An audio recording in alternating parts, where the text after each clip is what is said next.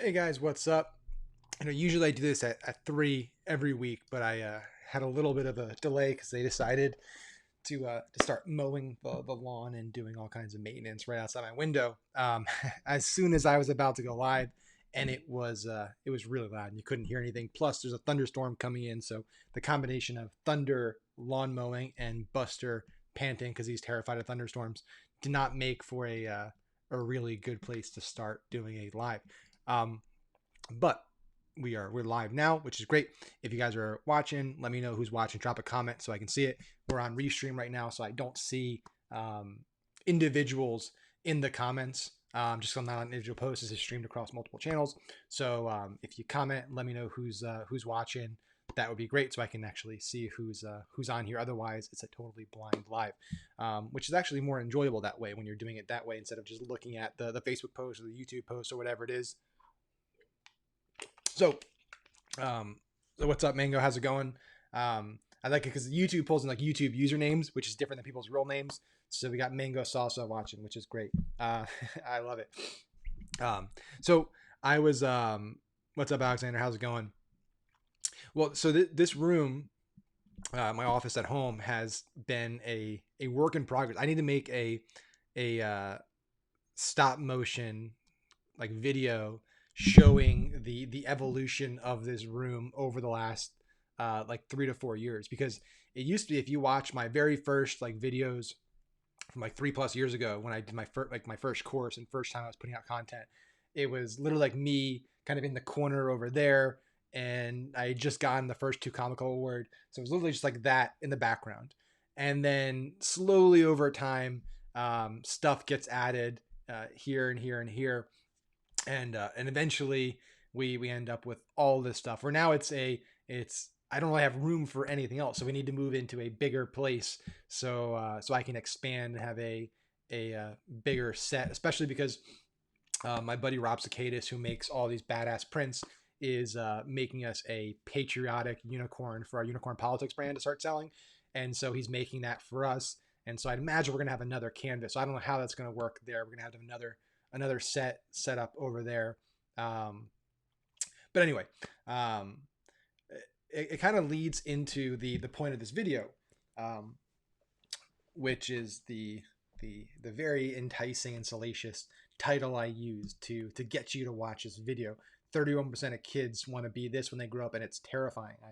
I'm not a big fan of using using those types of titles, but this is actually not a like a misleading title where it's like just I put something out there to get you to watch it. It's genuinely terrifying. Like, this is actually how I feel about it, and I'm sure people will disagree with me about this, especially given the nature of where I'm posting this and the very act that I'm posting it.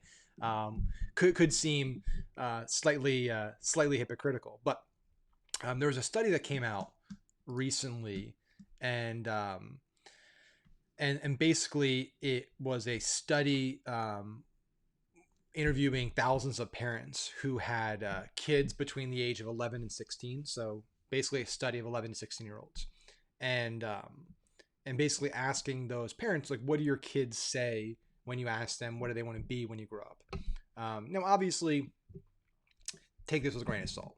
When I was 11, I had a lot of different things that I wanted to be. I definitely didn't think that I would be doing what I'm doing today. That wasn't like the thing that I said, you know what I want to do when I grow up? I want to be a direct response marketer, and I want to teach people around the world how to run ads.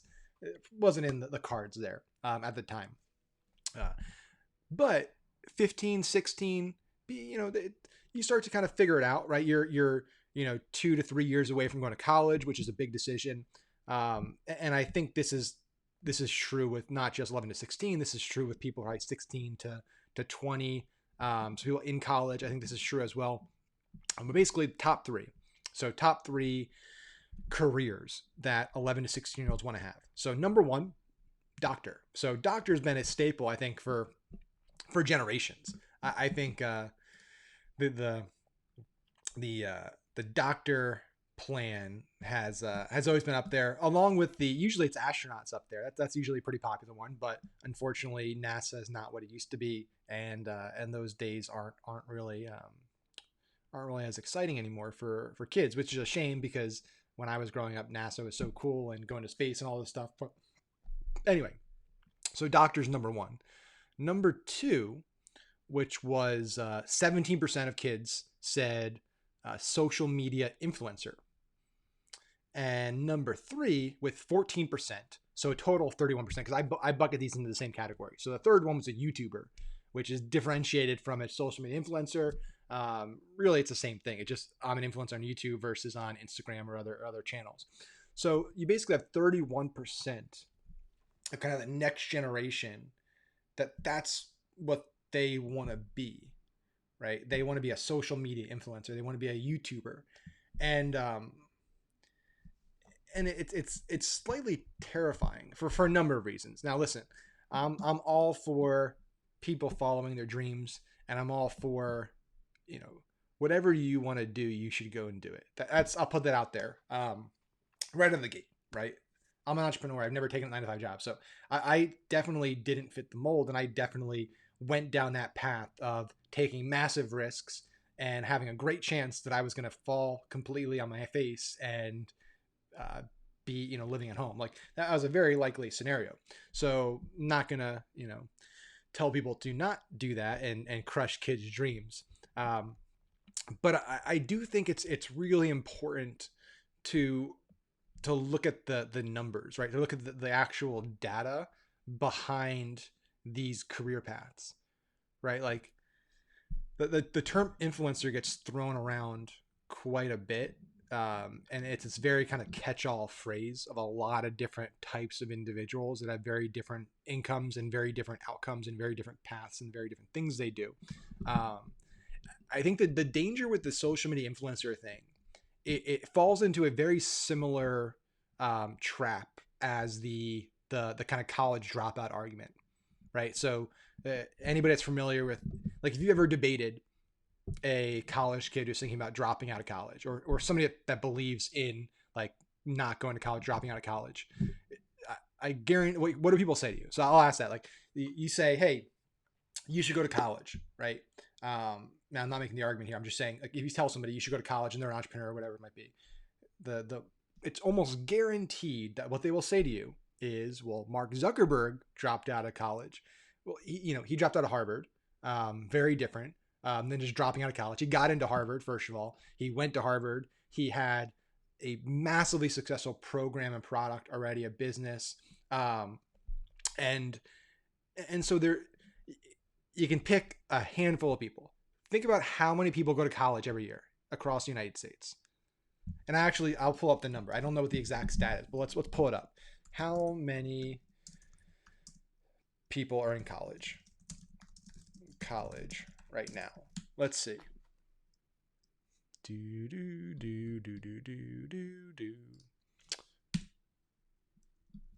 And for whatever reason, Google just doesn't want to search.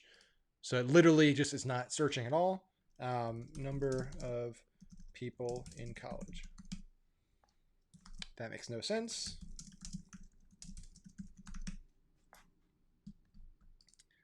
Okay, it looks like we're finally getting some momentum. But anyway, so I'll give you the number in a second, how many people in college.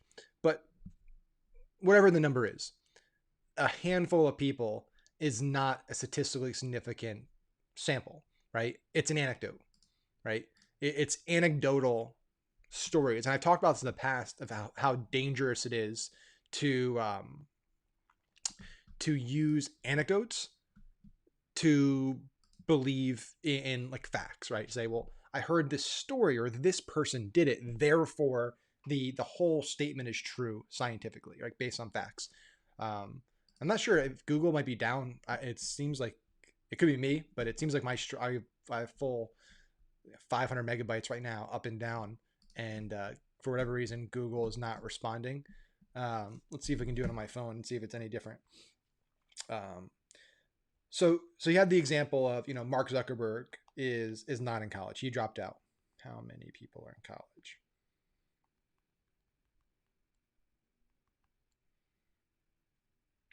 Okay. In 2017, there were 14.56 million college students in the US enrolled in public colleges and 5.1 million students enrolled in private colleges. These figures are expected to increase to 4.98 million and 5.33 million by 2028. Okay, so 20 million people, right? There's 20 million people enrolled in colleges, private, public, whatever it might be. That's a massive, massive number.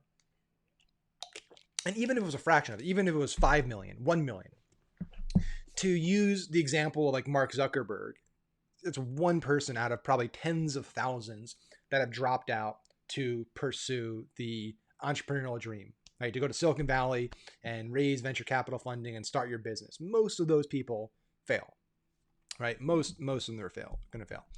The same thing's true, I think, with the social media influencer thing. I think you have a lot of kids, a lot of young people who are seeing the outliers. They're seeing the Kylie Jenners. They're seeing the Logan Pauls. They're seeing these just anomalies who have the right image. They have the right connections. They launch at the right time on the right platform with the right messaging and resonate with the right people. All these stars aligned to create this rocket ship, right? And so people see that and they're like, well, that can happen to me. It's the same thinking as the Hollywood dream, right? For a long time, for our generation, and I'm sure generations above us, that was the kind of the pipe dream, right? I'm going to move to Hollywood. I'm going to bust tables. I'm going to get, auditions, and I'm going to become a movie star. I think it's a very similar likelihood, probability wise. And I think it's a very similar mindset to that. It's okay. I'm going to move and I'm going to start a YouTube channel or an Instagram account and I'm going to become, massively successful, and I'm going to become an influencer. I'm going to make millions of dollars or hundreds of thousands of dollars a year. It's in my opinion, again, this is my opinion. I'm not saying this is fact. It's very similar to I'm going to become the next Brad Pitt. I'm going to be the next The Rock. I'm going to be the next Kevin Hart. I'm going to be the next great stand-up comic, right? Now, what I'm not saying again is like that you should not pursue that dream, right? Because obviously there are a Rock every now and then and a Kevin Hart, and somebody had to, Kevin Hart wasn't always Kevin Hart. So, Chris Rock was always Chris Rock. Somebody had to take the risk and the chance and do it. And there are plenty of stand-up comics and actors and stuff who go out there and bust their ass for years and years and years and years and eventually break through and achieve success. But the vast majority fail. And I think the problem with the influencer thing is it's a lot less investment. And what I mean by that is, and this is the danger across all online businesses, in my opinion, right? I see this with people that are doing e-com, people that are doing their own agency. It's the barriers to entry are so low. They've gotten so much lower than they used to be historically that anybody can do it without taking much risk, without taking much financial risk, without taking much risk of time, and just put it out there, right?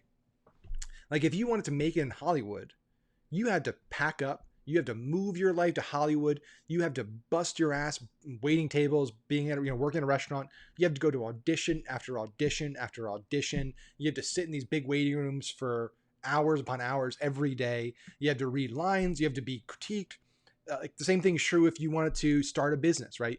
If you want to drop out of school and become, go to Silicon Valley, like you have to move, you have to find office space, you have to go pitch investors, you have to get turned down hundreds and hundreds of times, you have to invest capital. Like there's a lot that goes into it. Like a lot of these kids I think see it like I can just start a YouTube channel and I can just start posting videos of me doing X and people are going to start resonating with it. Like that's not a strategy. Right. And I'm sure there are, like, don't get me wrong, I'm not saying that that's a universal. I'm sure there are people getting into the game that do have really good strategy. They're like, okay, we're going to post this type of content, this type of day with this type of call to action, and we're going to move them to this part of the font. Like, I'm sure there are people doing that, just getting started. But I guarantee you that the vast majority are not thinking about that, especially these younger people getting into it. They just see it as a path to fame and fortune. And it's sad because most of them won't achieve either. And they're not developing skills. They're not developing a knowledge base that makes them attractive hires in the economy, right? And so, and a lot of them do this. I find this funny. I don't know if everyone agrees with me on this, but like when I watch a lot of these YouTubers sometimes, like I see where they're filming, and it's like, where do you live? Like it's like it's filmed in a crappy like garage. Like they're not filmed on sets. Like even the people that have hundreds of thousands of followers, or even some of them a few million, like it's clear they're not making money, right? It's clear just based like when you look at the people that are making money, right? You look at Ben Shapiro and you look at these people that have massive audiences on YouTube and they have massive followings on Facebook. And right, Ben Shapiro's not an influencer. He has other businesses, which is what I'm going to get to the point in a bit. So you look at, the Shapiros or the Logan Pauls or anybody that has tens of millions of followers, and you look at their content they're putting out, and it's clear like they're doing some things right. Like they have beautiful, like Shapiro has a beautiful set. He has high production value. You look at a lot of people that are like actually making money, and it's clear they're making money. But the vast majority, it's like them on a laptop in a flat with like a towel over the windows, and they're talking about how to make money or how to achieve success. It's like, really, you can't tell people this is how you get rich and it's how you do things when you clearly haven't done it yourself.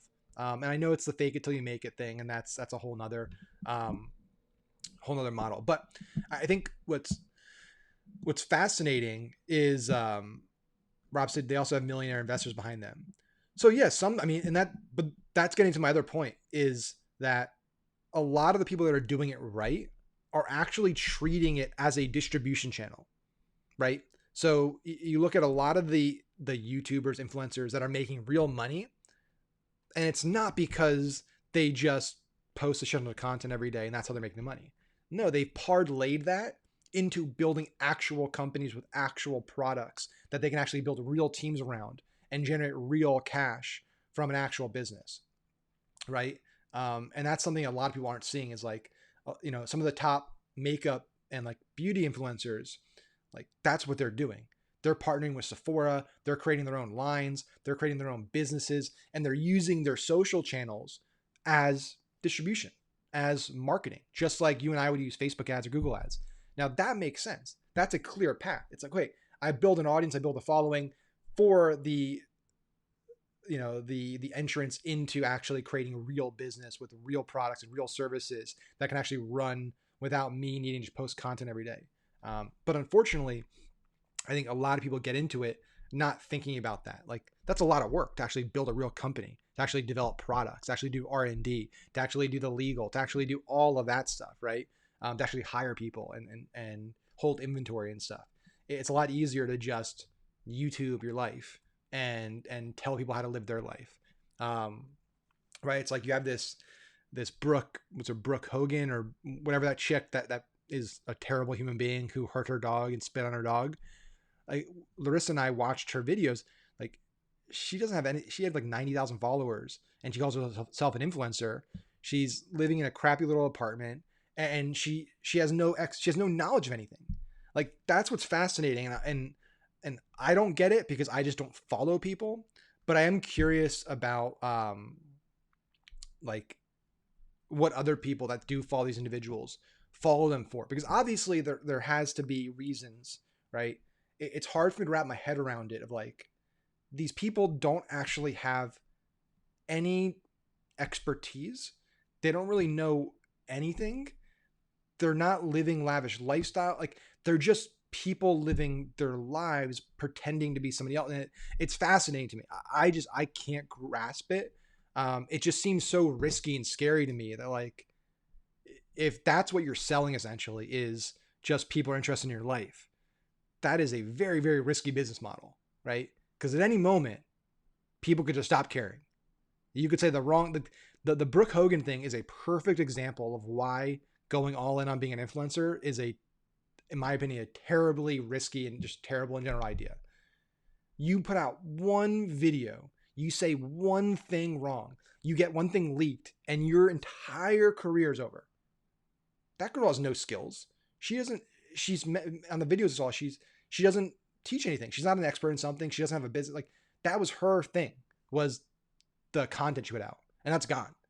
Like she's starting from square one. She's going to be working, at a McDonald's or something. I don't know where she's working, but she's not going to get a 6-figure job anywhere. Right. And so it's fascinating to me that like people want to go into this Um,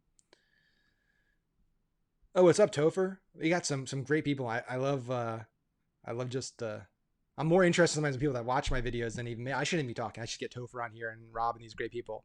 Topher said maybe the people that watch them are the same. They don't know anything, don't live lavish lifestyles, and just people living their lives pretending to be someone else. Oh, definitely. That's total. I mean, that's social media, right? It's I'm gonna cherry pick photos and videos, and those are the only things I'm gonna share. So people think that I travel every weekend to Santorini and to Costa Rica and stuff. Like, I get that that's the life. I guess I get that's the world we live in. And so I get the point of my video today is not like to tell anybody how to live their life or what to watch, what to do. Like I said, I think kind of prefaced the video saying, I think this is my opinion, but I think everyone should do what they want to do, right? If you want to do this and you love it and you're passionate about it, go do it. I guess what I'm getting at is looking at the data, right? So what I'm seeing at least is there is a chronic underemployment problem. We have lots of millennials and the next generation coming out of college with massive student loan debt that are not getting income that they should be getting because either they're majoring in the wrong degrees, they're focusing on the wrong things, they're dropping out.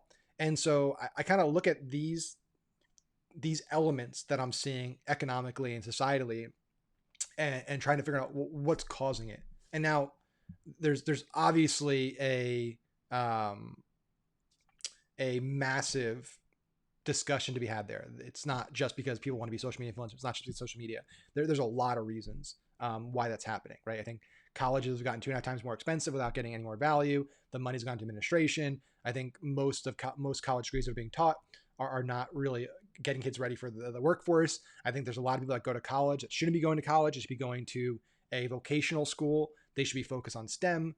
I think that there's a lot of reasons. But I do think I do think this is where it gets interesting for me. If you want to like do whatever you want to do, right?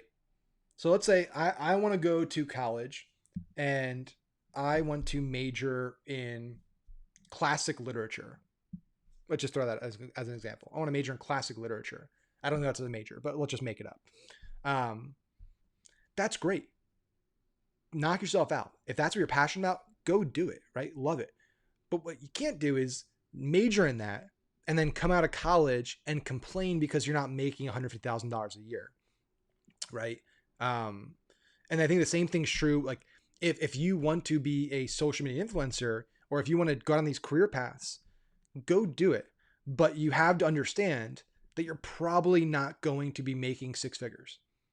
And if you do it, it might take you 10 years. And even if you do that and defy the odds, you're not building a sustainable career, right? And I think that's kind of what's scary is like, for example, with what I do, I'm developing skills and I still have a lot to learn. I'm still far from being the best or great at really anything. I'm decent at a few things, right? But every day, every week, every month, every year, everything I do is building an asset, right? It's building a bankable asset. It's building this foundation that should Unicorn stop working, I feel fairly confident that I would be fine, that I could go and I could start another company. I could go and work for a wide range of other types of companies because I have skills that I've developed that are valuable to a lot of different types of businesses, that are valuable to a lot of different individuals. That's what's scary about like the influencer path is if that doesn't work out and you don't parlay that into like what a lot of the Kylie Jenner's doing, where you're building an actual company and a brand with products that you can then, separate and then eventually sell. Like you're on this tightrope. And if you take one step to the right, one step to the left, if you wiggle a little bit, you're done and you're back to zero. And yeah, I mean, it's super scary to me. And I, I'm not a parent yet. And so some of this stuff is obviously I'm coming from a perspective, right? I don't have a lot of insight into it other than what my parents did to raise me. But I also think a lot of responsibility is on parents to sit their kids down and say, like, listen, this is the risks of doing this, right? Of teaching kids about the responsibility of money, about managing their future and planning their future and making sure they're realistic about their future. Um, and it seems to be the case that this generation, like starting kind of with our generation and younger, the parents are much more like hands off, like let the kids kind of do what they want to do. And at the end of the day, you know, an 11-year-old doesn't really know much. Like that's the reality. You don't your brain doesn't stop developing until you're 25. Some studies are even saying until you're 30, right? So you still have a lot to learn when you're an 11-year-old, when you're a 15-year-old. But a lot of these younger kids and adults are making big decisions that are going to have major ramifications on their entire lives. And um, and I think, if you're thinking about the future, and I know this conversation is now going into employment and the future, like if you're thinking about where the future is going, AI is going to start replacing a lot of jobs. A lot of different career paths will be completely automated by robotics, and just pure automation. But a lot of the jobs that won't be replaced are jobs that people don't want to take. And that's what's kind of frustrating. It's hard to say, and I don't want to do the work, but at the same, so it's hard for me to say. It's kind of sounds hypocritical for me to say this, but like becoming a plumber, becoming a carpenter, becoming a painter, like these are jobs that are going to be very, very difficult to be fully automated in the short term, that have incredible benefits, that you make very, very good money, that are real trades, real arts. And I think the vocational path is being completely underutilized, because I think a lot of our generation and below feel like we're above that, right? We don't want to work at McDonald's. We don't want to be a plumber. We don't want to work at a grocery store. We don't want to do these things. It's a sense of entitlement that we deserve to be a famous YouTube influencer, and we deserve to have our own company at 20. Um, and it's very toxic, and it can hurt a lot of people, because the reality is that the vast majority of people are not going to achieve success on those routes. The vast majority of people who go down the influencer route, go down the entrepreneur route, go down any of those paths, are going to end up at zero. Um, that's just the nature of the beast, right? More people fail. 70% of all businesses fail within the first 10 years. I'm sure with social media influencers, it's a greater failure rate. And but like trades, like if you're a plumber, if you're a carpenter, if you got real skills with your hands, that's an art form. You can make good money in a protected job that is not going to be replaced, not going to be automated, that you can have great benefit. Like, and that's, it's sad that like those things are being lost, and that it's a continued focus on the, the glamour, and it's our generation younger's version of the, Hollywood, right? um but yeah, it's unfortunate, and I don't know what the answer is, right? I don't know. I honestly don't even know what the future. It's there's there's so much content being put out, and I think it's there's so much noise that it's sure there'll be more stars made. There's gonna be higher volume people that kind of just rocket ship up, but the actual like staying power is what's going to be challenging for people. Is how do you maintain that level? Like, let's say you're a meme, right? You're like that guy that was on that video at that there's a town hall meeting, the green shirt guy who was laughing and hysterically, and he became a meme. Like, let's say you become the meme, and you parlay that into a YouTube channel, and you start posting videos laughing at other people's rallies and stuff. Like, staying relevant and growing, using that to actually build a platform that you can then now have a foundation and build off of on the future, really, really difficult. Um, so I think the solution, in my opinion, is if you want to do influencer stuff, it should be a means to an end.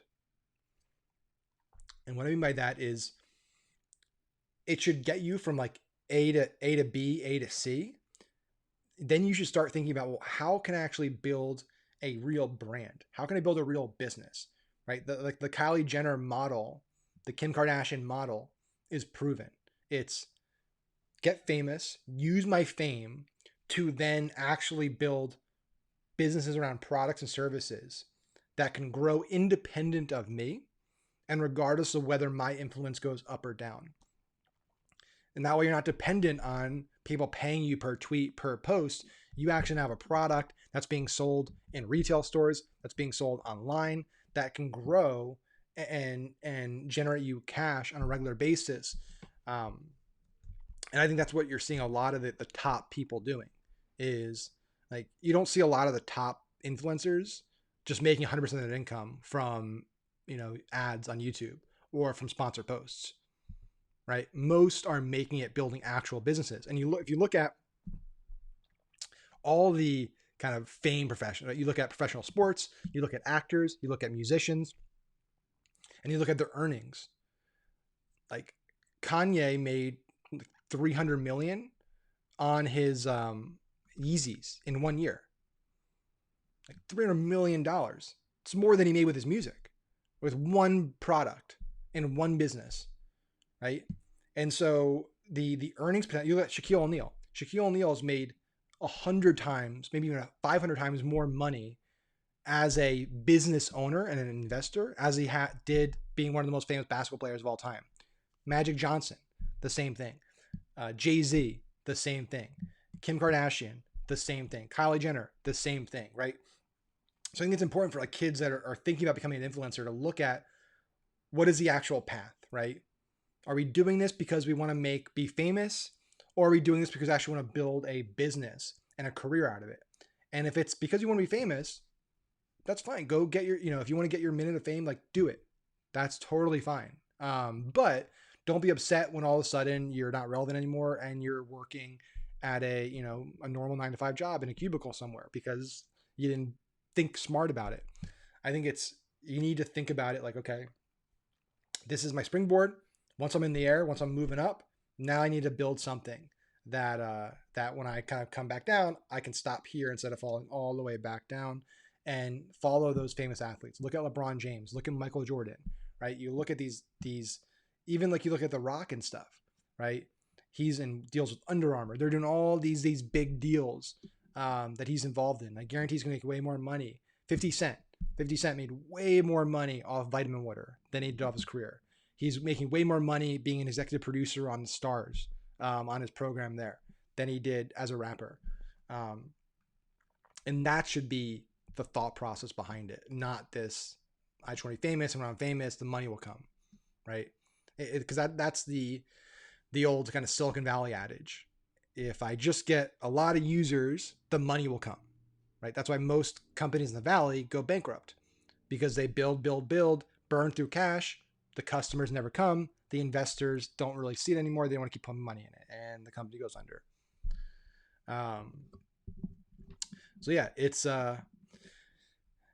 it'll be interesting to see. I think it's even true with like the info product business, right? The biz ops space. You have a lot of people that are building their future off of their knowledge. And the problem is at some point, like, you want to be able to step away. But if you're building an entire company that is dependent on you being there and doing everything, being the person that answers the questions, being the person that shares the content, being the person that supports the group, like, one, you can never sell the company. You can't exit it, right? So the only way to keep making the money is you got to keep working.